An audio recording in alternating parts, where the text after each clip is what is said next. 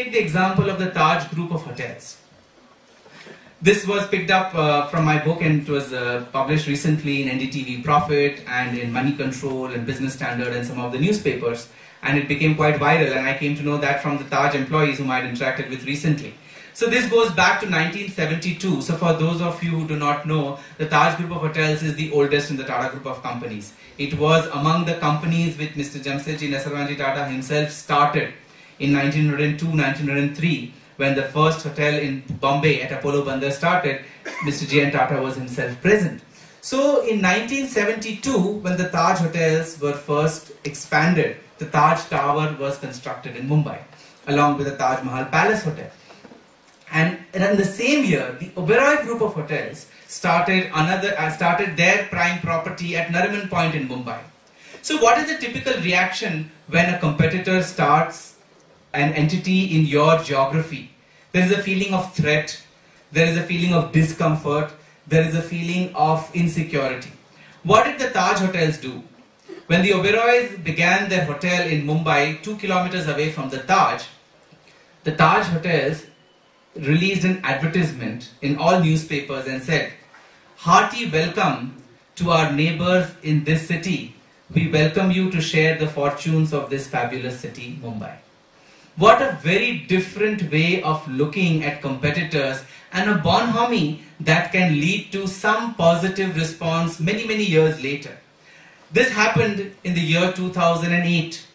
You know, the 26/11 terror attack in Mumbai, and how the Taj group of hotels and Oberoi both were struck by the terrorists. Of course, the Taj had the maximum amount of casualties, but that's a story that I've covered again in detail in the book as to how, though there were about 1,200 people in the hotel, only 35 people died.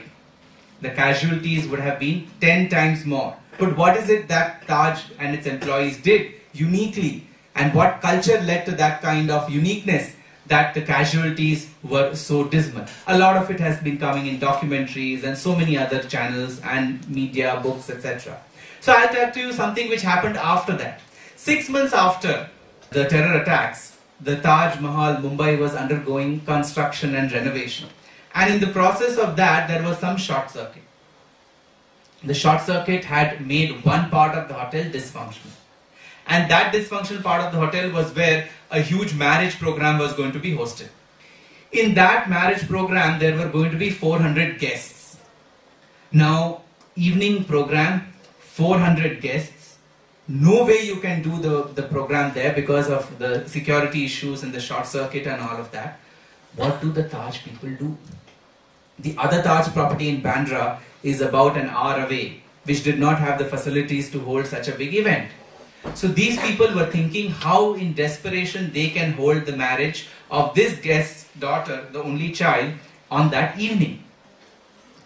So the team got together. Karambir Kang, who was the general manager, is a very celebrated man now, because to fulfill his responsibility to the guests, he let his wife and children get asphyxiated on the 6th floor of the Taj while he was fighting the emergency during the terror attacks on the lower floors. So he and the chief chef, Hemant Oberoi, got together and were brainstorming as to what options do Taj have. And at that point in time, Hemant Oberoi came up with an idea. He said, "I know the hall in Oberoi is vacant. Why don't we call them up?" So Hemant Oberoi picked up the phone call, called up the general manager of Oberoi Trident in Nariman Point, 2 kilometers away, and said, "We have a program this evening where 400 guests are going to be a part of a marriage reception. This has been the emergency at our end because of the short circuit. We know your hall is empty. The food is cooked. If we provide you the food for the 400 guests, will you host the event at the Oberoi?" What would be the reaction of any of you management students in such a situation? Nobody collaborates with competitors, right? They're always taught in management and business books. Competitor is enemy. He has to be finished off. But that's not the Indian approach to business. I would like to make an umbrella statement, but there are exceptions to the rule. And I can say this happens only in India. So the Oberoi person replied, he said, "Surely, please send the food. We will host the wedding." Taj food was served by Oberoi staff for a Taj guest at the Oberoi venue. Everybody was happy. Oberoi played the Good Samaritan, as is mentioned in the Bible.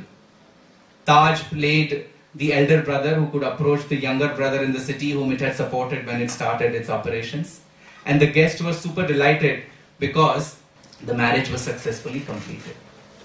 When I spoke about this to a couple of Taj employees when we had our event 2 days back, the Harvard South Asia Institute event in the Taj Hotel, I said, did you read about this story? I just wanted to know whether they, as employees of Taj, know about it. They said, yes, this has become viral on the social media. First we thought it is fake because it's not possible. Then we looked up the whole story. We saw that Karambir Kang and Hemant Oberoi are involved, so we knew this is authentic. And we really didn't know that we've done something like that. And my friend who is working in Oberoi also came to know that Oberoi also helped Taj. And now we call up each other when we need help. That is what a positive approach to business in times of difficulty and in times of bonhomie can do on the psyche of business as a field and management as a profession. Why? This is not about pro-competitor or anti-competitor. The lens here is going to any extent to ensure that your customer is happy. This is an example of going to any extent to ensure that customer centricity is the priority and the apex objective of an organization.